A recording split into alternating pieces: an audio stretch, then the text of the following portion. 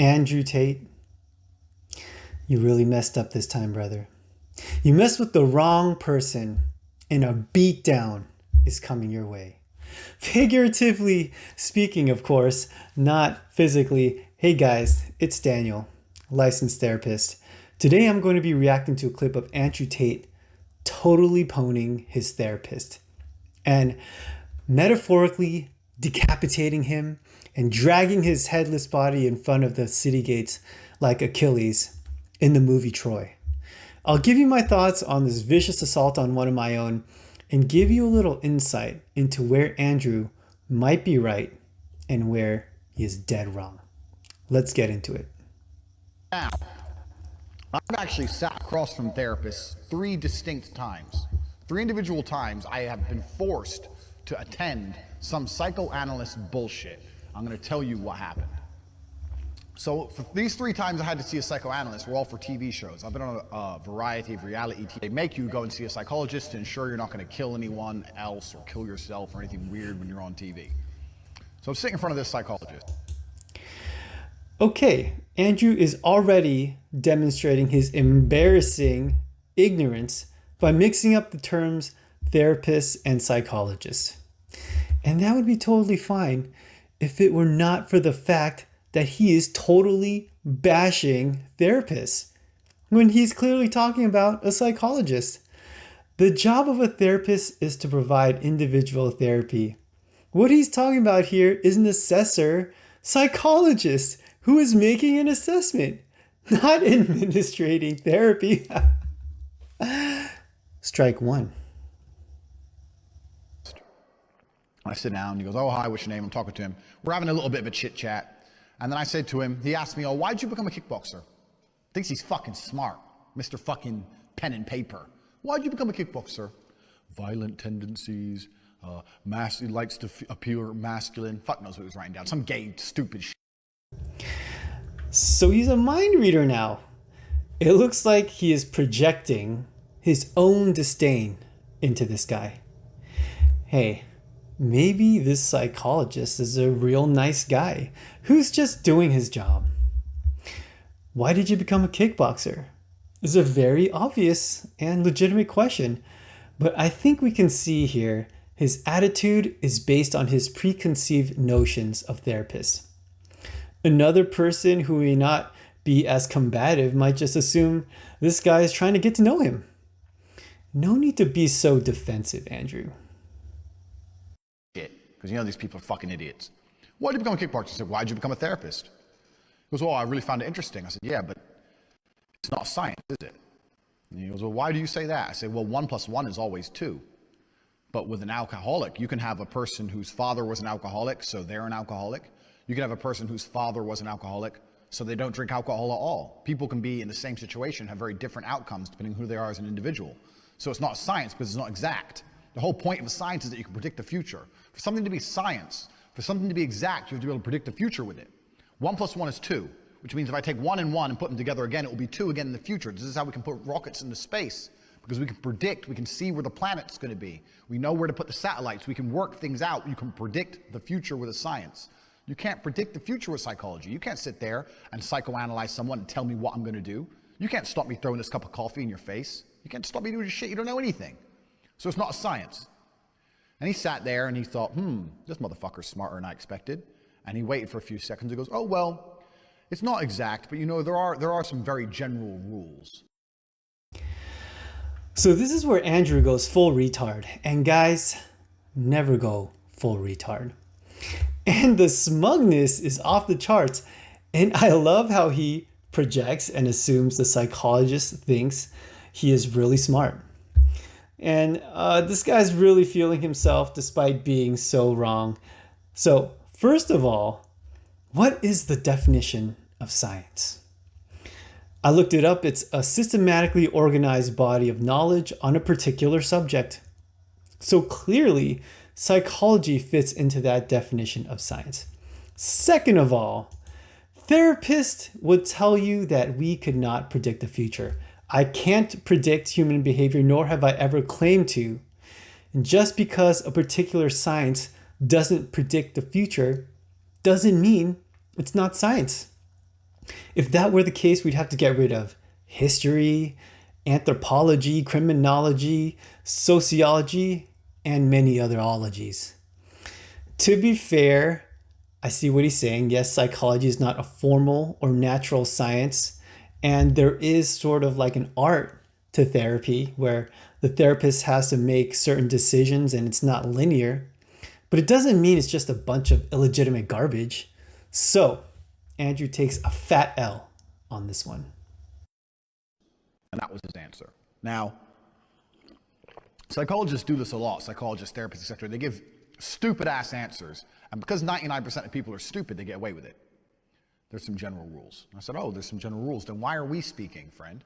Because I'm not a general individual. General rules, by your own description, general rule means it must apply to people in general. It must apply to the masses. It must apply to normal people. It's the average of the bell curve.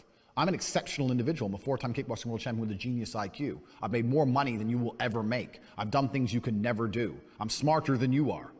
So why are you talking to me? All of your general rules do not apply to exceptional people. Otherwise, they'd be rules for the exceptions. You just said general rules. You have just admitted you are not qualified to interview me. Is it true or false? True or fucking false? He just admitted general rules for general idiots. You're clearly above everyone, Andrew Tate. You're the Lord of Earth. So I don't know shit about you. Okay, my man is really feeling himself now. Look, I am not at all smarter than everyone I meet with, but that doesn't mean I can't help them. And he scoffs at the general rules thing like there aren't universalities when it comes to the human mind.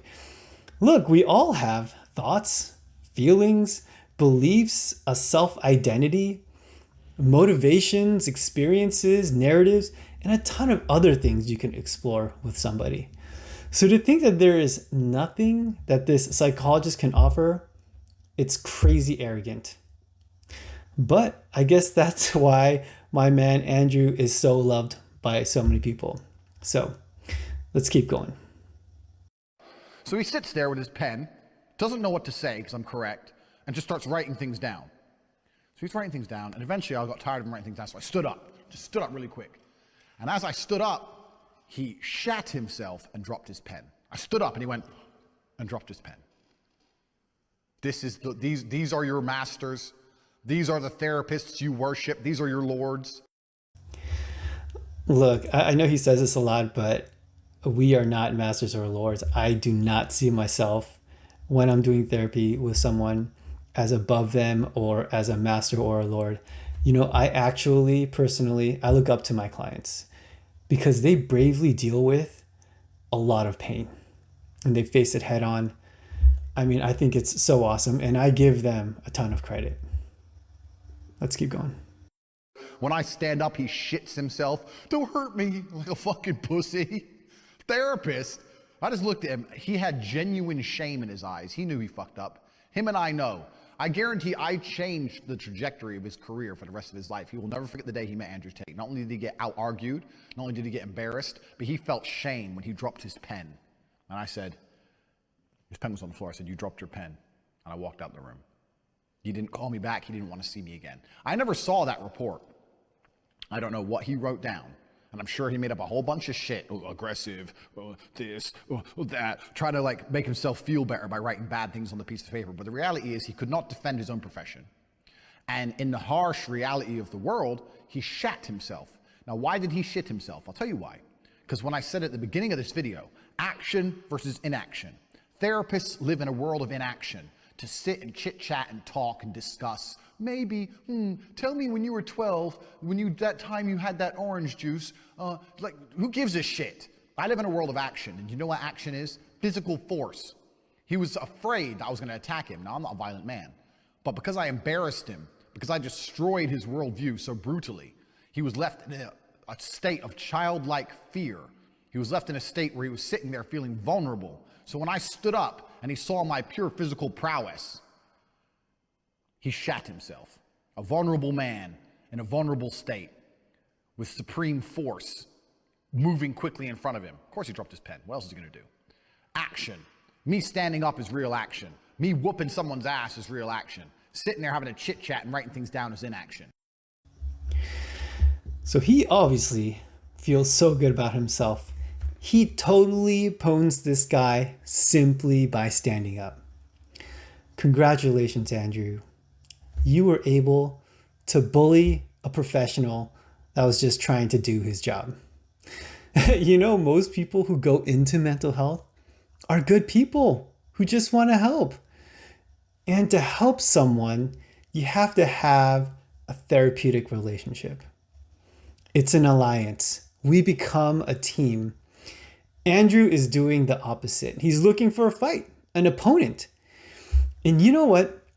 This reminds me actually of a client I had.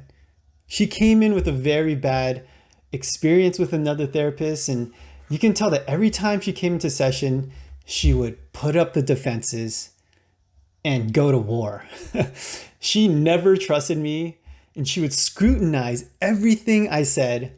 And if I were to say something insightful, the most she would ever give me is, I see your point. I'll think about it. You know what happened? Nothing. I wasn't able to help her. And I mean, you can't help someone who sees you as the enemy. And that's exactly what Andrew does. Hey, I give him a lot of grief, but I actually really like Andrew. I think he is super smart. He's hilarious. He's bold, and he's a man of conviction. And I could be wrong, but I think he's genuinely a good guy who's trying to help people. So from one helper to another, hey, keep doing your thing, Andrew.